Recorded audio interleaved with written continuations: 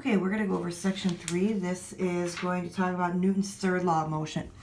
Newton's third law of motion, we'll talk about the reaction action motion. But before we do that, I want you to pause this video and review Newton's first law and Newton's second law of motion. Okay, Newton's third law of motion is known as the reaction action law. It says any object has a force exerted on it in one direction will exert an equal but opposite force in the opposite direction. This is why things start and stop. Okay, so here's a question. How can a horse pull a cart if pulling back on the horse an equal and opposite force? So if you can see here, we have the horse trying to pull forward. We have frictional forces. If it's a windy, blustery day, we could have air resistance on the horse. So why do we have this going on? Well, because they're not balanced. And so because the forces aren't balanced, we can see this. So if they're not balanced, the result is no acceleration with a balanced force? Not really. So here's what we have. The forces are equal and opposite in different objects. They are not balanced forces necessarily like we learned last chapter. So we're going to see movement still. The movement of the horse depends on the force acting upon the horse itself. So you can see that there's skis, so we can actually see that the sled, which is pulling backwards on the horse, still is able to move forward. And so we can see that right there. The horse is still moving in a forward motion. This is known as a reaction and action force. The force that is applied in nature at the same time, we can see when you are moving billiard balls is a really good example. When you smack them, they're going to have a reaction action, so they're going to move. And so when you jump on a trampoline, for example, you have a downward force of the trampoline, but you're having an upward simultaneous force, which sends you high into the air. Now, this is a good example, ice skating. We can see them moving because there's ice, and so there's less friction allowing them to fly. What if the forces don't cancel out? According to Newton's third law, the reaction, depending on the different objects. Remember, mass is important when we start talking about this stuff.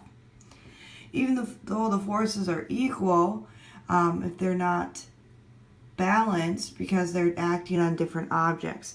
And so we see that mass is important. Do they have wheels? Different types of friction will act differently. Remember, rolling friction and static friction are different. And so this is all going to react differently on this. And so we have a picture of a swimmer here. And so the swimmer is acting on the water. The reaction of the water pushes the swimmer forward. This is an unbalanced force which acts on the swimmer, and he's able to change his momentum and move through the pool, hopefully gracefully. And then we have rocket propulsion. And so this is a picture from your book as well. In a rocket engine, we're able to see that we have a combustion reaction occurring with the hot gases which are produced from that combustion action are able to exert a force onto the ground, allowing upward force onto the rocket, which hopefully then the rocket will be able to push through the air, past air resistance, and past Earth's gravitational pull and escape. This would be a great explanation of Newton's first law of motion with a push. Again, a push is a force. Forward on that object. Okay, so here's a reaction action pair. So the hammer is exerting a force on the nail to the right. The nail is exerting an equal but opposite force, an equal, not opposite force, to the hammer on the left. And so you can see that we have a force going one direction, a force going the other direction. We can figure out how much force is being applied to the nail simply by solving, as we did last chapter, for an unbalanced force. So you're looking for the net force being exerted. Now obviously the hammer is putting more force onto the nail because the nail is able to drive into the wall. Then with this we have momentum occurring. Newton's third law of motion, because one direction you're going to have an object moving that way, we have something called momentum. Momentum of an object is produced by its mass and its velocity. Both are necessary. And so you can write the equation for Newton on your periodic table. Now momentum Unlike force, which is measured in newtons, momentum has a symbol of P, and so it looks a little bit weird, but make sure you know it, P is momentum. And so momentum is equal to mass times its velocity. Now remember, velocity is a vector, not a scalar, and so this vector has a direction with it, which will go the momentum of the force being applied to it. So write this equation on your charts. So here we go. Combining the force and changing momentum. This is another equation you can put on your your equation sheets. Force is equal to mass times velocity final minus mass times velocity initial over time. And so basically it's momentum final minus momentum initial all over time. And the portion of this is we're going to look at that changing velocity or changing force acting on that object. And most of the times because of a changing velocity from one object to the next. The mass may not change, however, the mass of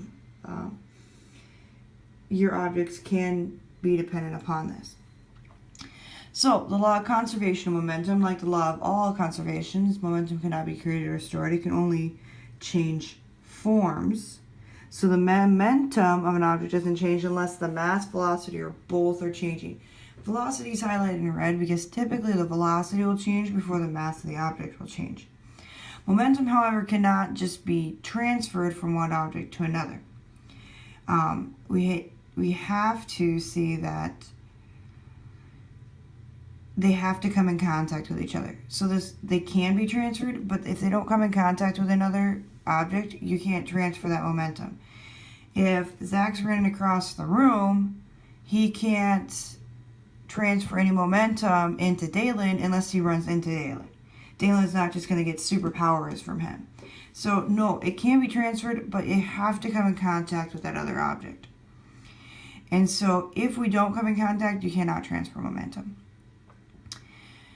Now, our total momentum doesn't change. It's going to get transferred. So, if Zach's running across the room, runs into Dalen, Dalen then is going to have a momentum going forward because Zach hit him with a great velocity, which then changed his overall force.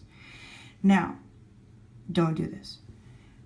But the momentum from Zach was transferred to Dalen, and so Dalen was able to move forward. So, here we go. The results of this conclusion depend on the momentum of the objects. And again, we have pucks here on an air hockey table.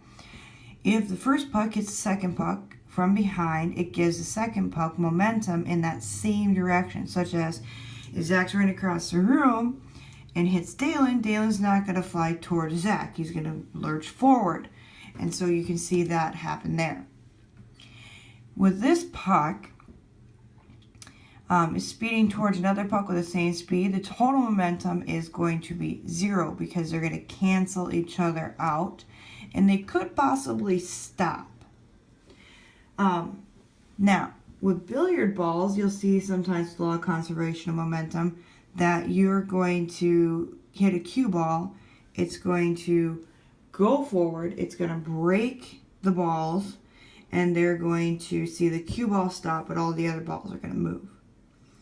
So right now you can stop this video and come up with examples of momentum and how you can see one object transferring its force or momentum to another object. Alright, Newton's third law, reaction pairs, both objects are accelerating, so you need to have this equation on your equation sheets for this. If you don't already have it, you should. But the acceleration depends on the mass of the object. And so the smaller the mass, the more acceleration. Well, that makes sense.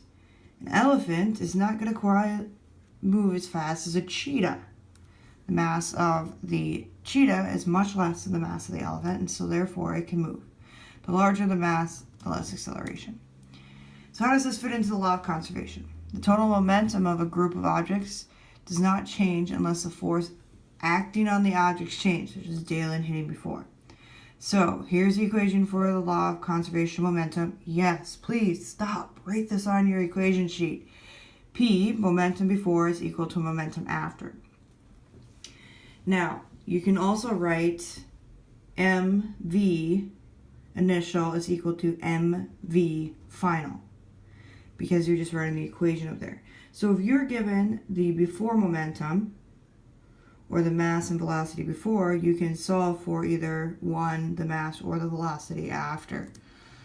So we have these collisions called elastic collisions and inelastic collisions.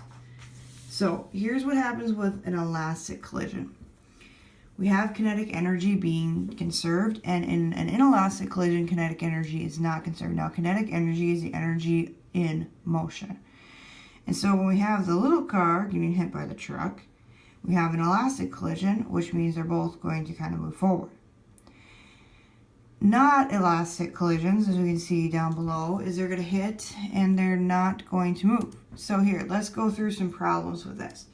So if we are given the mass of 280 kilograms and a velocity of 3.2 meters per second in our bumper cars here, what is the momentum of the cars? Well, here we go. We have 896 kilograms times meters per second, and that is the label for momentum. And so you just take your mass times your velocity of the bumper cars to get that. So let's do another problem. So the momentum of the second bumper car is 675 kilograms times meters per second, which is momentum. What is the velocity of its total mass is 300 kilograms. So we are going to solve for velocity here. You can pause the video and go through these problems, by the way. So we have a velocity is equal to 675 divided by 300 kilograms, and we get 2.25 meters per second. Let's do another one. A cart is traveling at, a 5 kilogram cart mass is traveling at 1.2 meters per second, strikes a stationary cart, which is 2 kilograms, and they connect. Find the speed of the cart before and after. So here we go after. So we have a mass of 7, find the velocity. Okay, so P before, if we solve mass times velocity, is going to be 21 kilograms times meters per second. So now that we know that, we can figure out our cart 2. So our before total, because we had a cart 2 is stationary, has 0 momentum, and so the total before momentum is 21 kilograms times meters per second. So now let's find our after. So we can set our 21 equal to 7 times x. And so now we can solve for velocity, because our momentum, remember, has to be conserved, so the after has to be the same, so we can use our 21 kilograms times meters per second divided by 7 kilograms, and we get a velocity of 3 meters per second. Remember, the law of conservation says what happens before has to be equal to what happens after. Let's do another one. So you have a 50 kilogram clown is shot out of a 250 kilogram cannon at a speed of 20 meters per second. What is the recoil speed of the cannon? Now again, you guys can pause these videos and go through these problems. So let's figure out the clown. His mass and velocity are here. We know that the clown's momentum is going to be 0 because its velocity was 0. The cannon, 250 and meters per second. So here we got after. Clown has a mass of 50 kilograms and he has an after velocity of 20 meters per second. The cannon is 250 kilograms and has an unknown velocity. And so we know our momentum for the before for both of them, because they were stationary, was 0.